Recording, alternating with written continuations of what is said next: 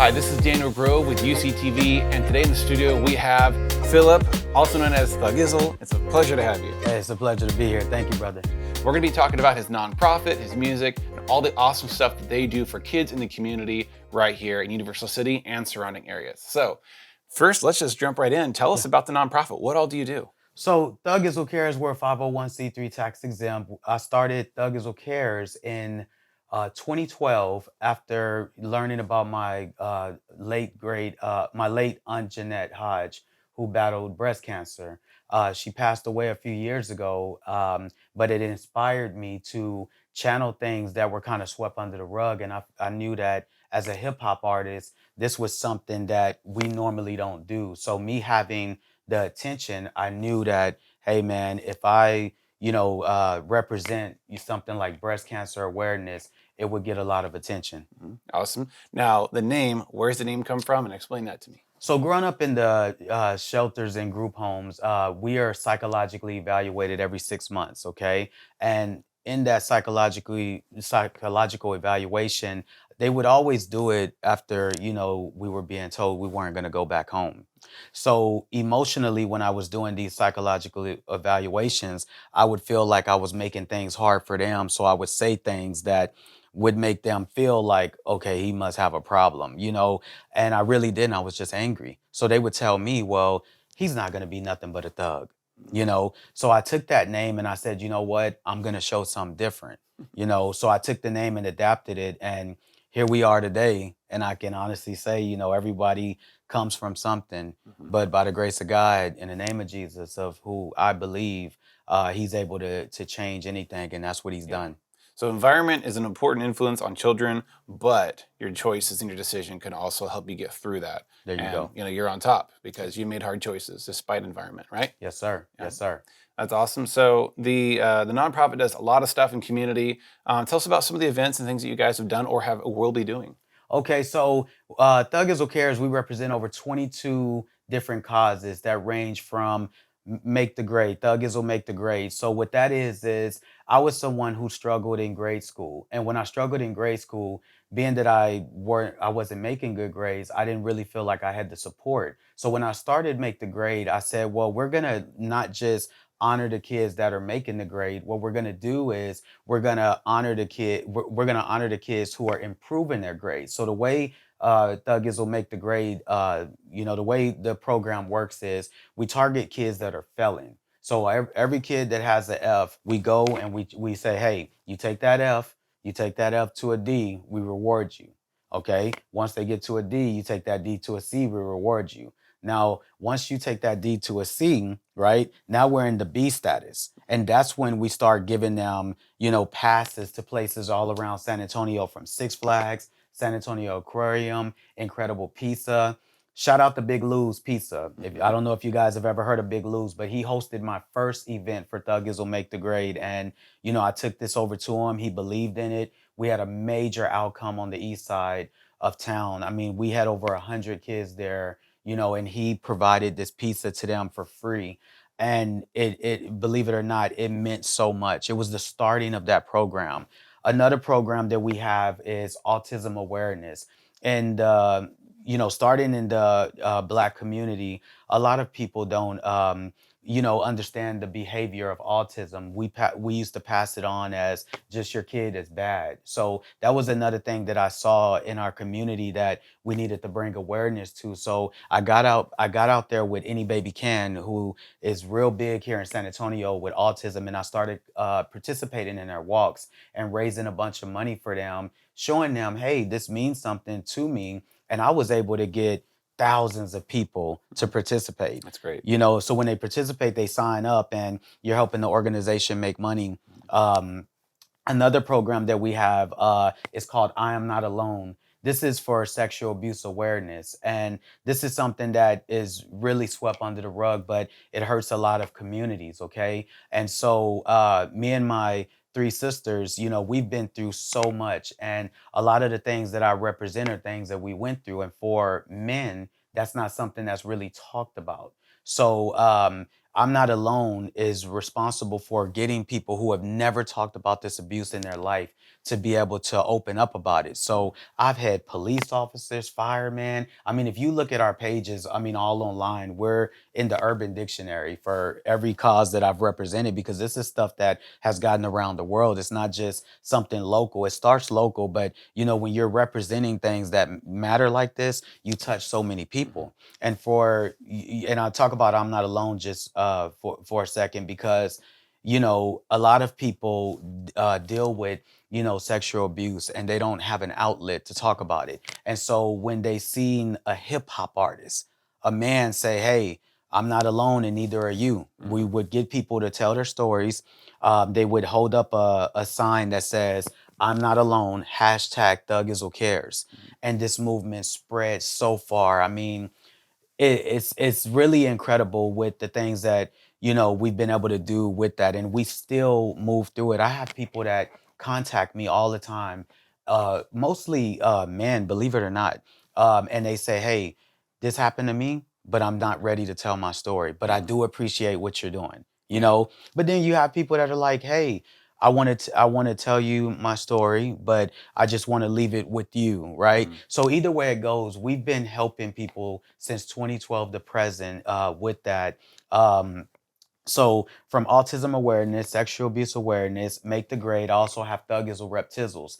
Thuggizzle Reptizzles is a program that I have under my nonprofit, where we target kids in low poverty areas of San Antonio. So I go to each side I go to each side of town, look for kids that parents may not have money to get them to the Texas Reptile Expo, but we offer them free passes to the Reptile Expo. And many times we pick these kids up because maybe the parents couldn't get them there, but we pick them up and we would take them 4 times a year. My great friend Bonnie Reisman, she they called it a reptile queen. I mean, we she would host this Texas Reptile Expo, and she was an amazing woman. I mean, she saw clearly what I was trying to do, and she said, "Hey, I support you. You can bring those kids as many times as you like." So I started bringing them 4 times a year, and the effects that this had goes back into me growing up, only being able to see things on TV.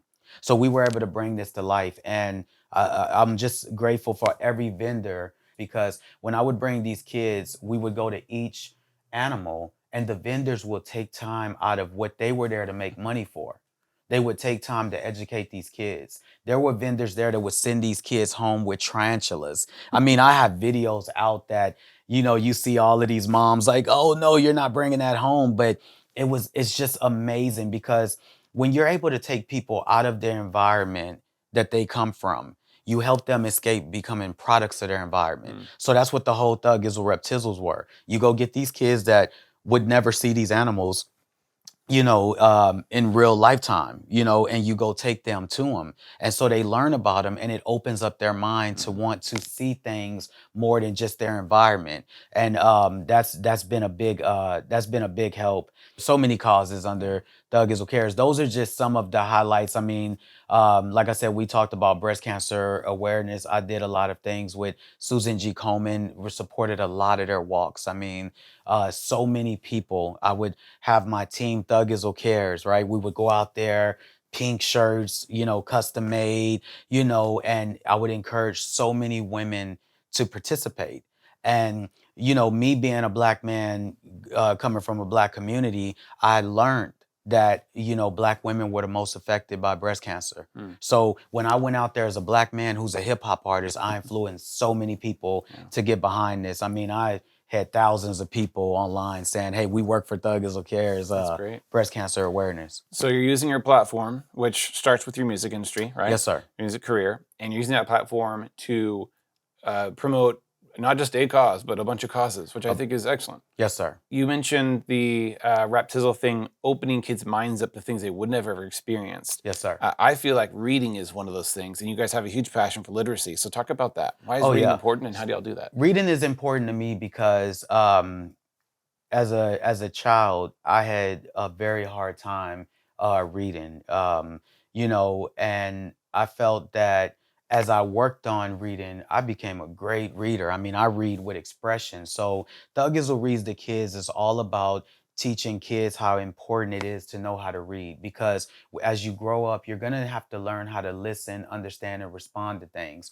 So that starts with literacy. In order to be able to listen, understand, and respond, you got to know what you're hearing. You got to be able to identify this stuff, Mhm. so we teach sight words for people that are learning how to read. So you can go on to our YouTube channel, and you'll hear me and my voice doing, we have thousands of uh, sight words that we've put out, for people to recognize what they're reading and know what it is. Mhm. Also read to them with expression, by and teaching the kids that it's cool to get an education. It's Mhm. cool to read.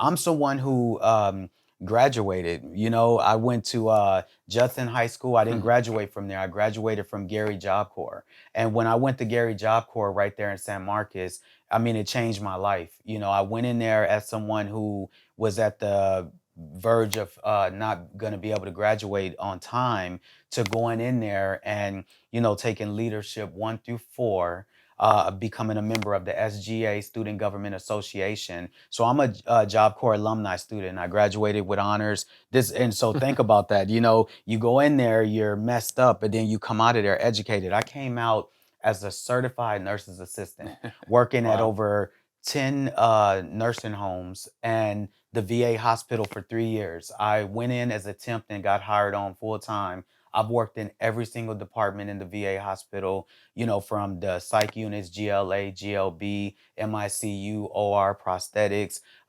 spinal cord injury. I have a lot of medical experience because working in the VA, you have to know things like how to respond to cold blues. You got to know how to apply EKGs. So I had to learn about the intercostal spots, and it's just amazing. I Wow. mean, and at this time, this is before I started touring. Mm. So I'm in here working in the VA hospital, learning, these vets, and just learning that our stories are similar.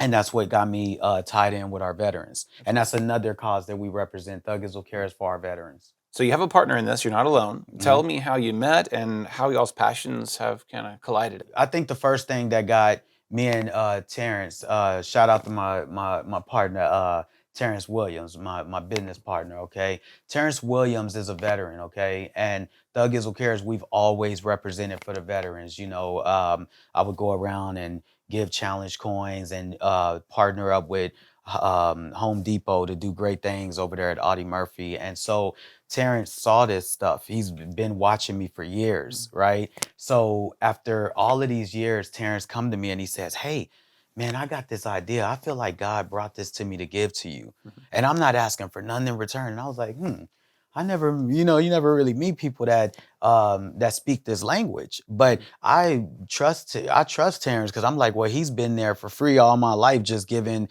advice, and stuff like that. And, he said, I got this animated character called Little Philip, and it's actually you. And so I wanted to know if I can bring this to you, and you can apply this to your organization. And I Mhm. said, you know what? Let's do it. Yeah. It wasn't even a question. Mhm. Man, this man showed me his draft of it, and he has spent so much time, um, just highlighting things that I've really went through that Mhm. he's watched, Mhm. and that's what made it so amazing. So he brings me Little Philip Cares, and I'm like, we got to get that.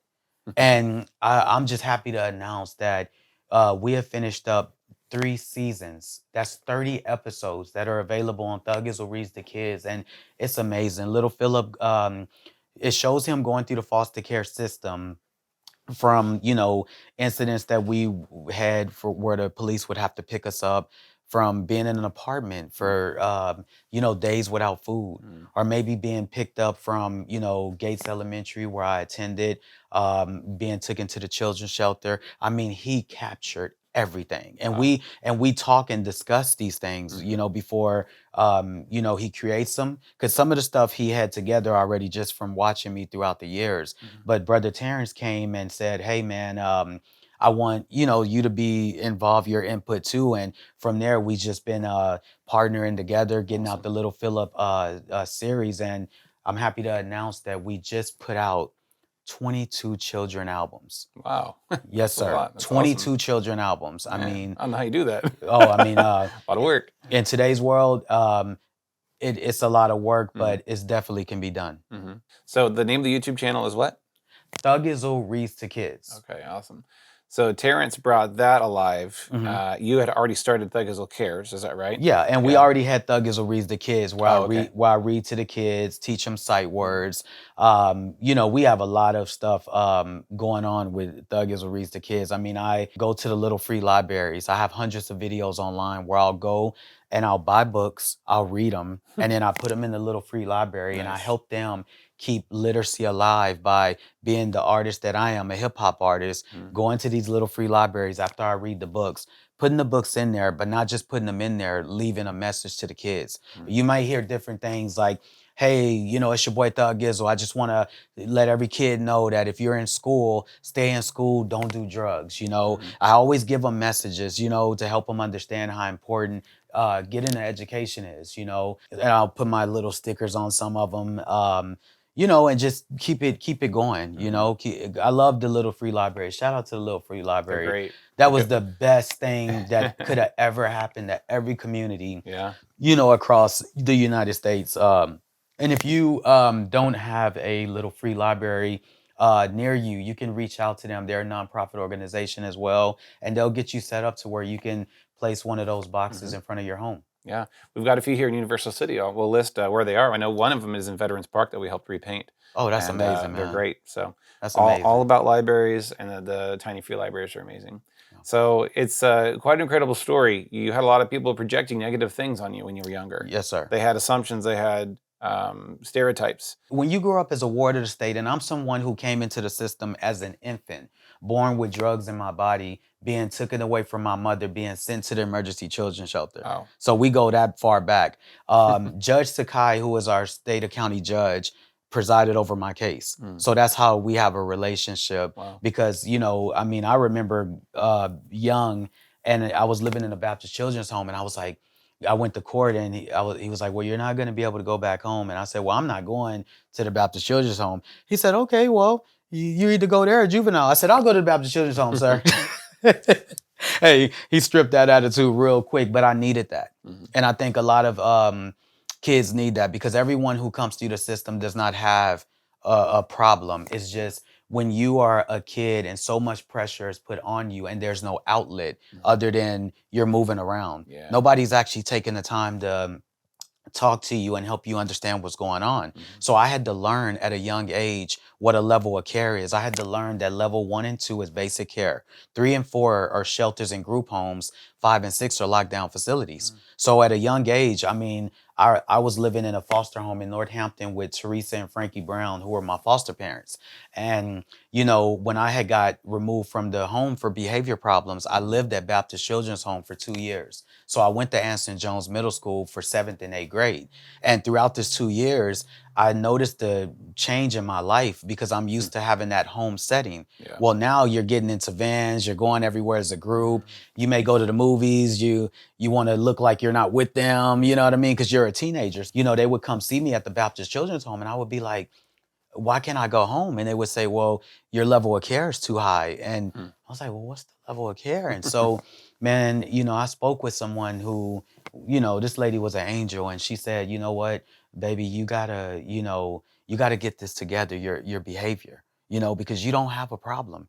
You gotta learn how to channel your anger. And that's when that music kicked in. I started rapping like what I felt. And by rapping what I felt, it got me to draw back on the actions that I was taking to channel that anger. Awesome. So if any kid is watching this, I would, just challenge you to find things that you're good at that can help your behavior. Because the worstest thing that the system can do is tell a child that they have a problem, put them on medication, and set them back from being able to actually live.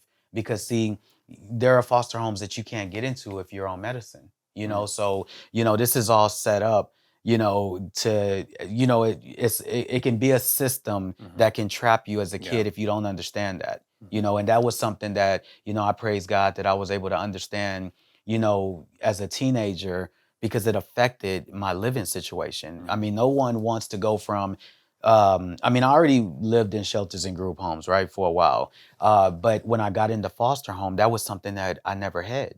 So we were all together. I have 3 sisters. We were all together in that home, That's good and you're then we together. got split up, and then now I'm living back in group homes. It just wasn't a good adjustment. Yeah. So Philip, you do so much for the community. I think it's awesome. You're reaching a wide range of people from economic range to age. So Yes, sir. who is your target audience and how does that work? So I used to feel like our target audience was I mean, well, you got to look at it. We got 22 different causes. I would say everyone. Yeah. When you look at, something that may be an effect to you or something you're going through, I'm pretty sure somewhere in there we're covering it. But if you talk Thuggizzle Reads to Kids, I used to feel like it was just for kids. But I just met an English teacher at the Martin Luther King March that told me that 87.8 or 9% of Black people in this city are illiterate. Wow. I was shocked. I mean, and she's an English teacher, and she teaches middle school. And I said, "Wow." She said, "Oh yeah, baby, it goes all the way to grown adults." And it's not just Black people. There's a lot of people, but this is the issue here, and this is why reading and literacy is important.